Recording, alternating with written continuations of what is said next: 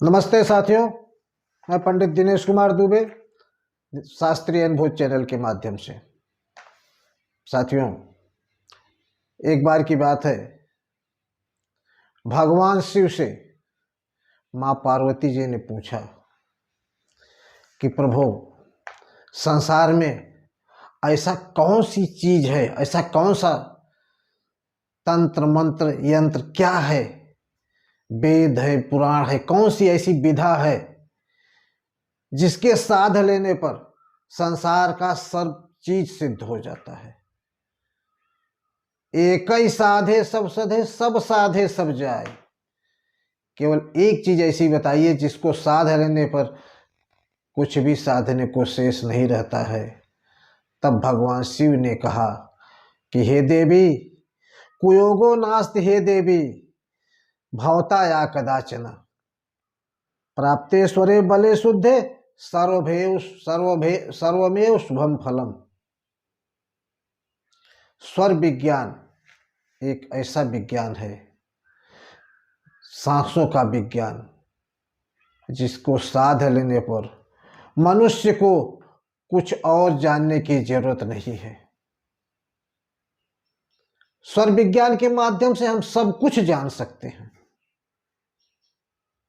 ऐसी कोई चीज नहीं है, चाहे धन अर्जन करना हो, रुपया पैसा इकट्ठा करना हो, शिक्षा के मामले में चाहे जैसी पढ़ाई करनी हो आपको,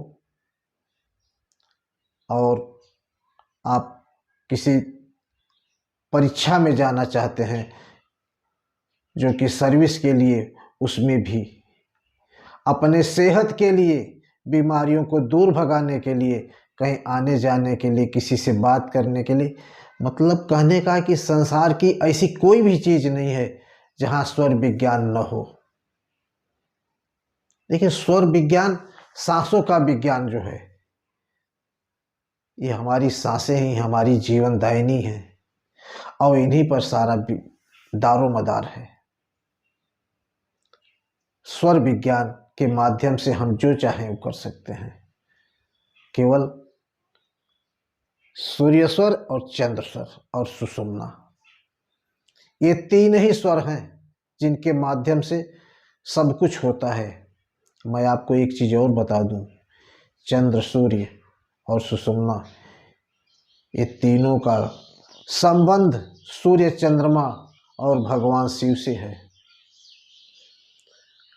सुषुम्ना में साक्षात भगवान शिव स्वयं निवास करते हैं और सुषुम्ना में किया गया कोई भी चीज व्यर्थ नहीं जाता है। ब्रह्मास्त्र है ये, एक बार छूट गया तो छूट गया। इसीलिए लोग कहते हैं कि अपने मन में कभी भी बुरे विचार मत आने दीजिए, गंदे विचार, उल्टा सीधा मत सोचो। क्या पता उस समय आपकी सुषुम्ना नाड़ी चल रही है। सुषुम्ना में दिया गया श्राप, सुषुम्ना में दिया गया आशीर्वाद 1000% सत्य होता है, विफल नहीं जाता। वो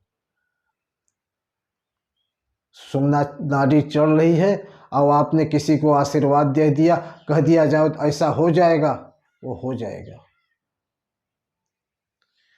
एक चीज और, सुषुम्ना नाड़ी चलते समय अगर आप गर्भाधान कर देते हैं और उस समय अगर गर्भ रह गया, बच्चा विकलांग पैदा होगा, सही सलामत नहीं पैदा होगा। इसीलिए साधु लोग सुषुम्ना नाड़ी के चलते समय केवल जब तब भगवान का ध्यान करते हैं ताकि वो 100% भगवान तक पहुंचे। साधारण जीवन में आपको ज़्यादातर रुपया पैसा के मामले में, शिक्षा के मामले में आपका चंद्र स्वर चलता रहे, पृथ्वी और जल तत्व का सहयोग हो। ये ध्यान देना है कि पृथ्वी और जल तत्व का सहयोग, पृथ्वी तत्व या जल तत्व, दोनों में से किसी एक का भी अगर सहयोग रहेगा और चंद्र स्वर चल रहा होगा, उस समय आप श्वास खींचिए और श्वास ऐसी खींचिए कि श्वास नाभि तक जानी चाहिए। नाभि तक जाएगी तो अपान वायु के द्वारा वो व्यान प्राण के माध्यम से 72,000 नाड़ियों में चली जाती है। व्यान प्राण का जो काम है वो पूरे संसार शरीर में जो है पूरे सब नाड़ियों में उस चीज को भेज देता है।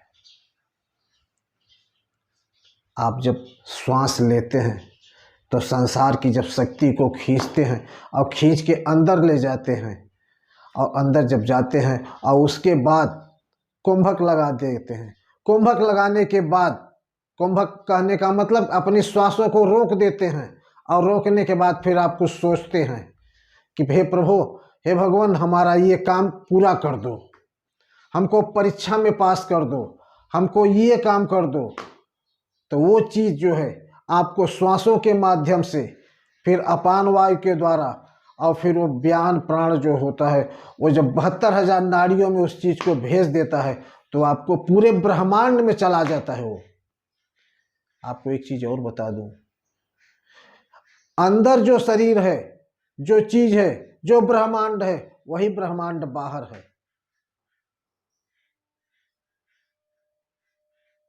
यथा पिंडे तथा ब्रह्मांडे, जो पिंड में है वही ब्रह्मांड में भी है, कोई अलग नहीं है। इसलिए जब हम कोई चीज सोचते हैं तब वो जब जब पूरे ब्रह्मांड में फैल जाती है तो फिर वो सांसों के द्वारा भगवान शिव उस कार्य को पूर्ण करते हैं। भगवान आपकी उस इच्छा को पूरी करता है। इसीलिए कहा जाता है कि आप जब भी करें तो आपका जो इष्ट हो अपने इष्ट के माध्यम से, मैं कहीं ये नहीं कहूँगा कि आप फलाना इष्ट को बुलाइए, ठिकाना इष्ट को बुलाइए, नहीं, आप अपने इष्ट को, आपका जो इष्ट है आप उस इष्ट को याद कीजिए, श्वासों को अंदर ले जाइए, रोकिए, और रोकने के बाद अपनी विश को बोलिए और अपने भगवान के चरणों में समर्पित कर दीजिए कि प्रभु हमारी ये चीज़ पूरा करिए, और उसके बाद फिर उस चीज़ को निकाल दीजिए। आपका कार्य 100% पूरा हो जाएगा, चाहे जो काम हो, हर काम में। बस एक ही चीज़ को ध्यान में रखना है कि जितने भी अच्छे कार्य हैं, जैसे शिक्षा के मामले में हो गया, पढ़ाई के मामले में हो गया, रुपया पैसे के मामले में हो गया, शादी विवाह के मामले में हो गया, घर परिवार के मामले में हो गया, ये सारे कार्य जो है चंद्रस्वर में करना चाहिए।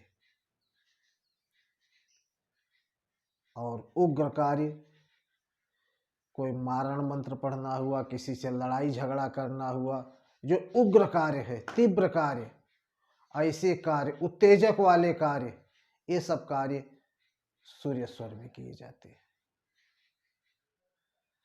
तो साथियों, आज के लिए इतना ही। यह आपको कैसा लगा आप जरूर बताइए। आज के लिए इतना ही, धन्यवाद।